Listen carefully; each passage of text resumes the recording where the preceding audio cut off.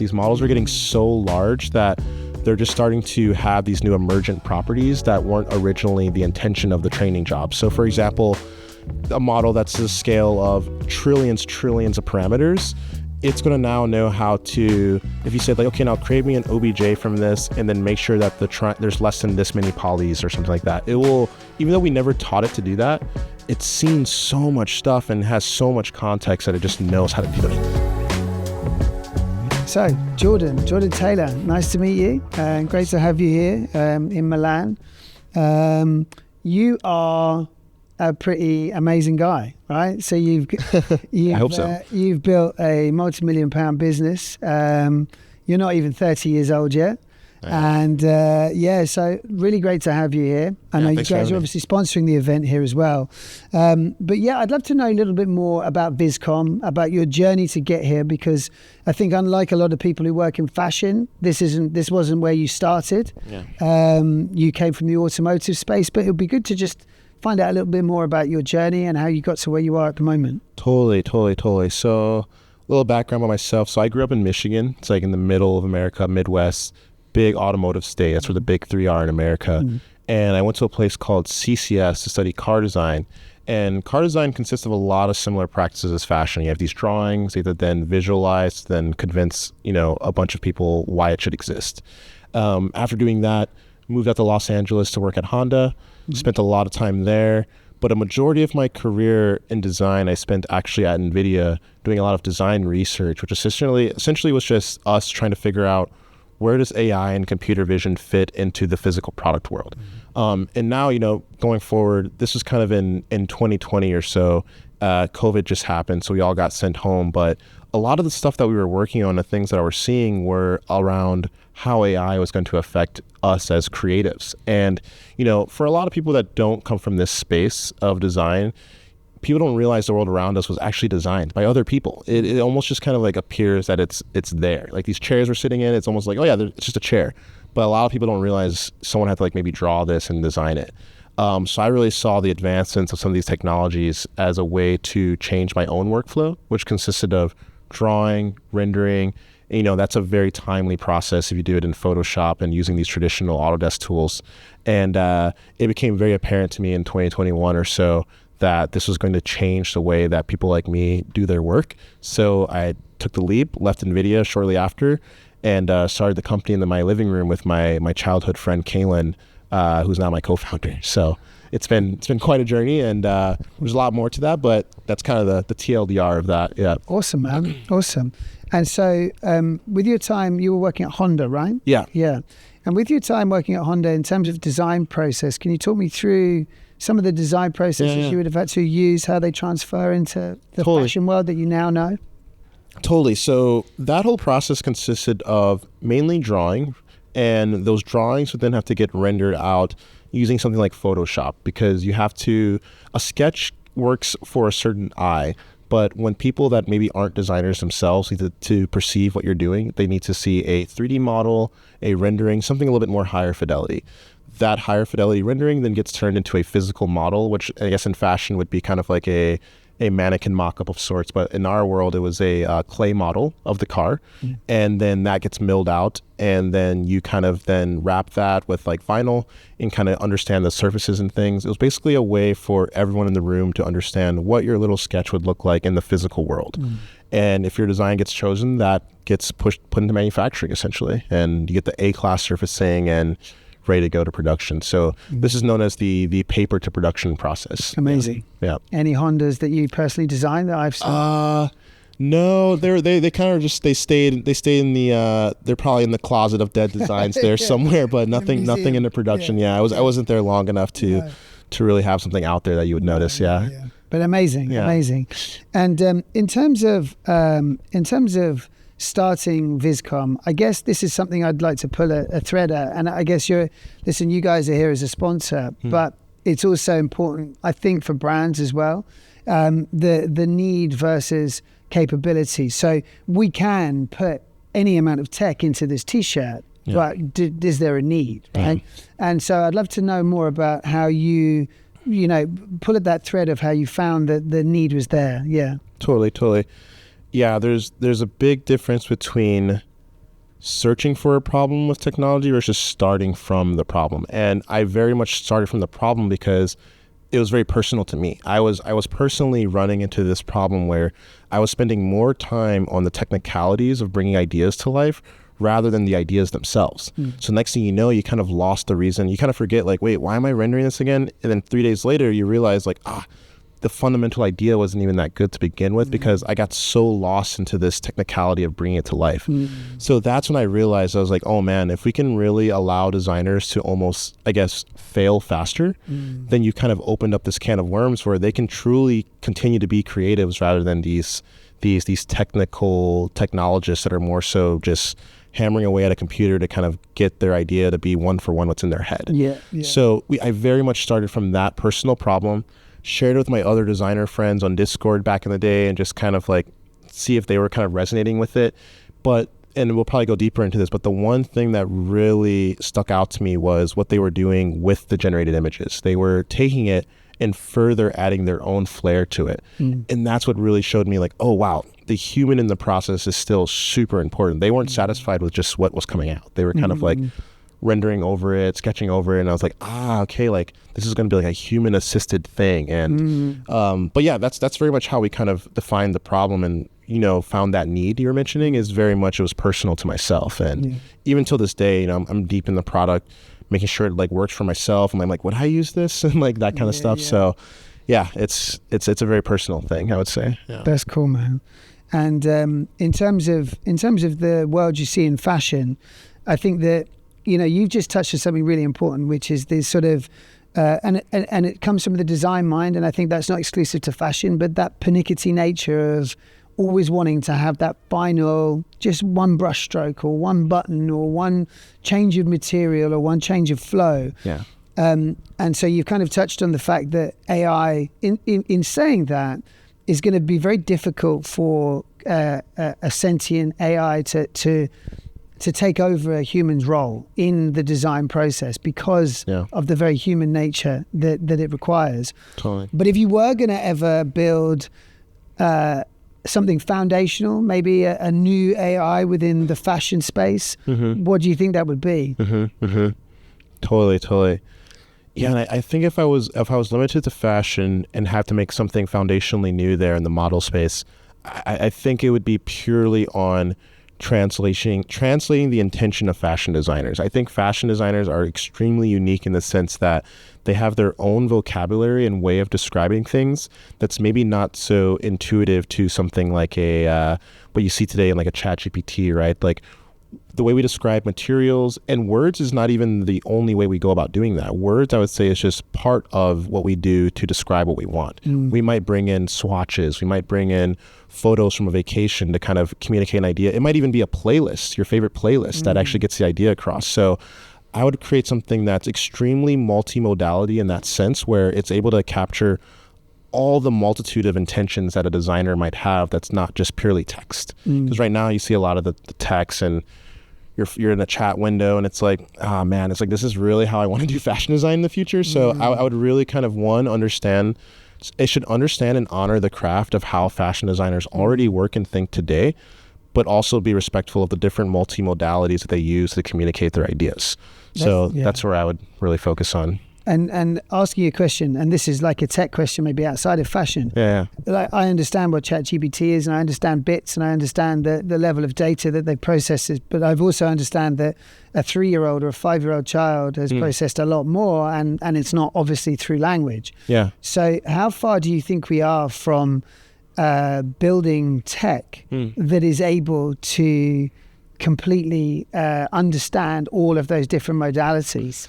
We're very close. I think we're like at least 3 to 4 years. It's pretty wild. Even with the most recent stuff from OpenAI and the 4.0 image gen stuff, it's pretty insane. It's kind of just a hint of what's to come.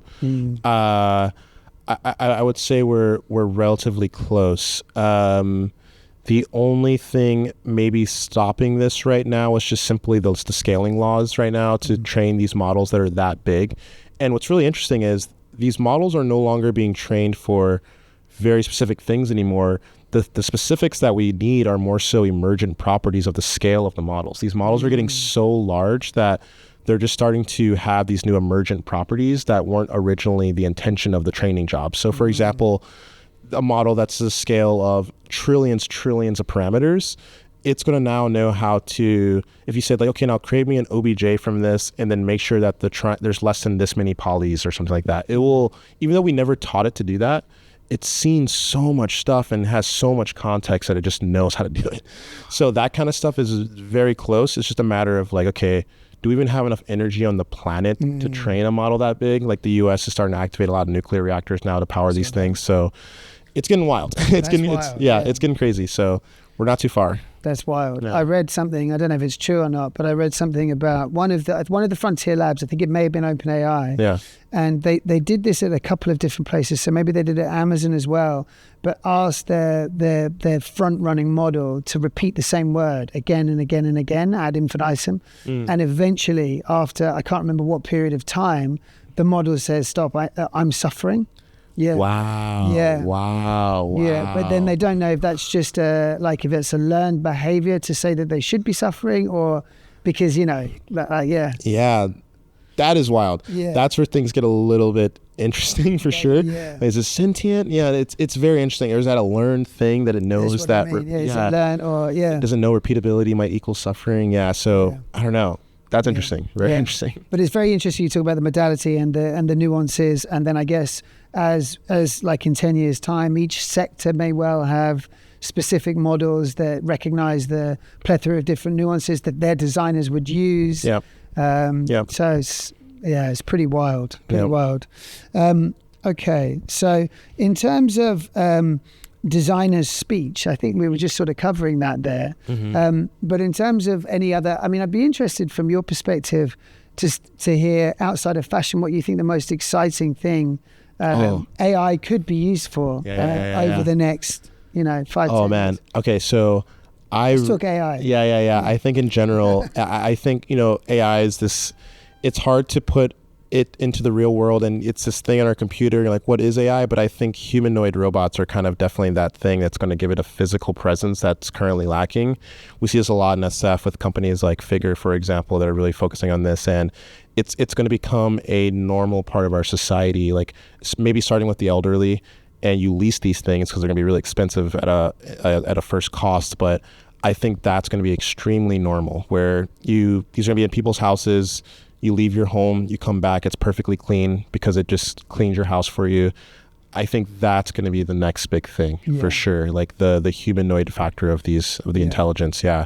So a little bit scary, very iRobot-esque, but it's the inherent thing of just where this is all headed. I don't know if you've seen any of these Figure bots in person. I haven't. No. I went to their offices not too long ago, and they're just walking around the office doing stuff, and it's like the people that are working there, they're just like, oh yeah, just like they've already become so anethicized. Yes, exactly. So how long it's going to take for society to get to that point, I don't know, but that's definitely the one. And then self-driving cars, of course. If you've been to SF recently, the Waymos, it's very exciting. Well, I saw in China that two companies have just been commissioned. I can't remember which city, but for flying taxis. Chongqi. I think that was Chongqi. Yeah. I saw that. Well, I showed my daughter that, and they're like, wow, man. flying taxis. Yeah, we're entering an interesting time for sure. Yeah, we really are. And in terms of, one of the things you said, which was that you think that at the moment in the fashion sector particularly, that they should be maybe more reassured than other sectors, that certainly in the design function, AI is only going to be an accelerator and an additive. It's never going to be a replacer. Yep. Yeah. Totally. Yeah, I can talk on that. So I think there's a big difference between automation and acceleration. Now, there are some things we probably do want to automate, and those are the things that maybe aren't so fun. For example, like UV unwrapping, or even in the real world, like garbage men, like taking out the trash. Like that's something that should probably be automated. But acceleration, I think, is very different, especially in the creative side of things, because it's more so based around taking into account what artists and designers, not only what they enjoy, but what they're actually good at. And I think a lot of that could be, let's say, for example, I'm starting to see this right now where designers are kind of putting themselves as being more so curators of ideas rather than the ones actually always having to create them from scratch. And you kind of become this like, you know, if you think of the diverging and converging triangles, in that converging part, that's where the human is super important, because the AI is always going to, I think it's going to get to a point where it's going to be able to outpace us on pure idea creation. But as far as defining which one of those ideas is the most relevant for the problem is a very human thing. So I think that's a really big part of where humans are still going to be extremely important, but it's a different part of the value chain, but I think it's still just as valuable as being the one to do all the sketches, going on Pinterest, creating the mood boards. Like, yeah, so that's kind of how I see these two buckets of automation versus acceleration. Yeah. For sure. And you said to me, I think maybe one of your colleagues said to me, you were doing a competition in, I'd like to know more about that, because I like the idea of decentralizing fashion and furniture and totally. It sounds like that's something that you're trying to spark the next generation to understand that they can design clothes, right? Yeah. So it's in Milan. It's for the design week. We had this competition where people were using VIZCOM and they had to design a chair. And this chair we actually 3D printed 1-to-1 to scale, and we're showcasing it now. And that essentially was, I feel like the world of atoms has almost been forgotten. We've been so obsessed with the bits and pixels that you almost forget that the things that are on the screen can be real. And I really wanted to bridge that gap between the digital and the physical with this competition to really show people like, look, your ideas can be tangible. They don't have to just be an Instagram thing. Like, these can be like real objects. And I think it just really is meant to kind of spark inspiration in that realm of like, hey guys, like the things we make don't have to stay like on our screens. They can become very real. And I just kind of wanted to give a hint of that through our technology, because what we really allow people to do is to go from paper to production really, really fast and allow them to fail faster in the process of doing that. Because prior, to get a sketch and get it produced, you wouldn't know if that line you threw down was actually feasible until maybe 2 to 3 weeks down the line when it comes in the mail. But now, since you're able to like prototype and get these 3D models so quickly, you could fail much quicker. And I think this competition was, and if you even look at the time span in which we held it and got the chair made, it's a testament to the technology. It's very much this traditionally might have been a 6-month thing because, the designs, the renders, actually making the chair, but with the speed of the VIZCOM and then also just like 3D printing these days, it's like we were able to do this all in I think like a month or so or less, and it's pretty cool. If you have time, maybe go down there. But I know Milan's kind of far from here, but it's kind of far. So, but you're doing it in fashion as well, right? You're planning to do something. Oh yes, as well. Yeah, so we're also planning to do this in fashion as well. I think we're going to be doing it around shoes and like a jacket of sorts, and trying to really kind of same story as far as like going from paper to production as soon as possible. We're still trying to define exactly what that subject matter is going to be, but the ethos and principles of the competition itself is very much on this kind of like, okay, you can now go from something that's in your head to a real object extremely fast, and that's what I'm super excited about. Amazing. Yeah, I think it's awesome. Yeah. I'm interested. So who can get involved in that? Can I get involved? Yeah. Pretty much anyone. Like we had in the last competition, I think a few middle schoolers kind of getting involved. I was thinking about my daughter. Yeah. No, really, it's and it's not to kind of like lower the ceiling or the floor of design, but more so just the accessibility of it is now anyone can kind of like really be a player in the space. So yeah, anyone can get involved. Amazing. Yeah. I think that that's another thing that I'm starting to notice, which I like in fashion, is that more movements are beginning to happen to democratize the skill set, particularly the creative one, because I think that for the enterprise brands, for many of the people that come to these events, they've had to work really, really hard, art school all the way through. Yeah, exactly. And that's not to say that one shouldn't do that, but I think that has possibly put off a whole generation of potentially amazing fashion designers, right? And so I think technology is going to, it's the same thing that happens in sport, in certain sports. If people don't have the opportunity to play them, then you get a quite an archetypal human that does that job. And I think that's quite an exciting thing with tech, I think, that will possibly change. Yeah, like what a designer might look like, not like literally look like, but it's just like where they're coming from and the different swaths of life that can now have access to it is just going to be much wider, I would say. Yeah. Yeah. Cool. And so what's next for VIZCOM outside of, taking over the world? Yeah. Other than, no, it's funny you say that. I always say internally at the company, like, in the future, if God didn't make it, hopefully one of our tools did. That's kind of like our North Star.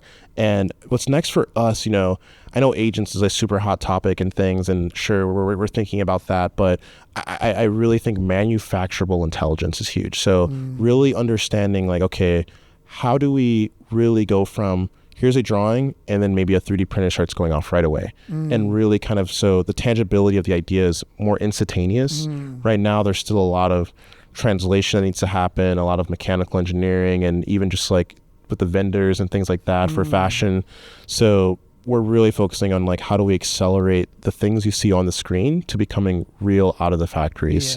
So that's a big focus. Reducing that friction. Yep. So basically, like real, true, on-demand production. Yep. Or even personalized manufacturing, right? It's like these printers and a lot of methods are getting so cheap where you can almost have your own maybe like personal factory, or it's like little pop-up factories in different areas. We're experimenting with a lot of interesting, cool ideas in that realm, but that's kind of how we're thinking about. It's like the after the sketch, like what's after it. So amazing. That's awesome.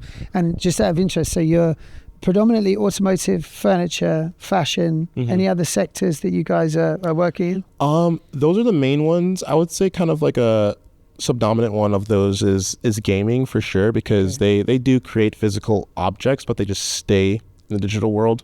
So we work with a few gaming studios out in LA, but those are kind of the main ones you mentioned that we focus on. So maybe you'll be doing autonomous humanoids. Oh, maybe. I don't know. We might be able to do that. We could. There's probably someone at some of these companies using VIZCOM, but that would be fantastic. That would be great. Cool. Okay. Awesome, man. Well, listen, speaking for us tomorrow. Yep, tomorrow at noon. So thank you so much. Awesome. Really good to meet you, man. Yeah, thanks for having me. Cheers, Appreciate it, Steven. Yeah.